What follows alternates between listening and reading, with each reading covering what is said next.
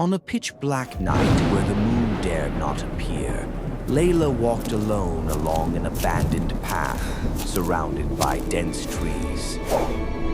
Each step echoed through the silence of the night, as if she were the only soul in this world.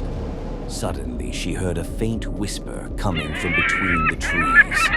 She couldn't make out the words, but it was enough to send a shiver down her spine. Layla quickened her pace, trying to ignore the sound, but it grew louder, turning into sinister laughter laced with eerie moans.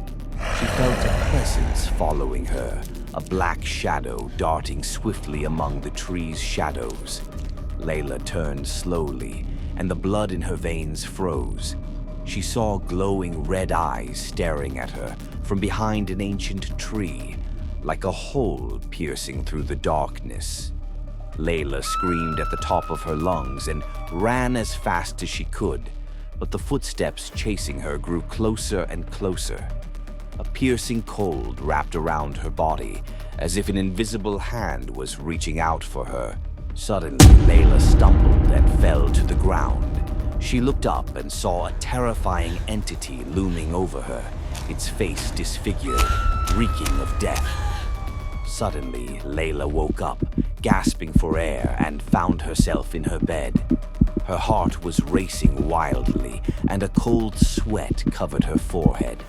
She looked around and saw the room bathed in moonlight, everything in its place.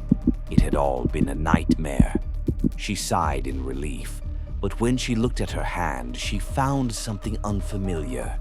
She was holding a strange amulet, carved with a symbol she did not recognize. She couldn't remember how it had come to her. At that moment, Layla heard a faint whisper echoing from the corner of the room. She turned slowly, and in the darkness, she saw two glowing red eyes gleaming back at her. The terrifying laughter she had heard in her nightmare began to rise once again. Layla's scream pierced the night. Then everything went silent. The next morning, her bed was empty, the strange amulet lying cold upon the sheets. The nightmare isn't over. Subscribe before it finds you.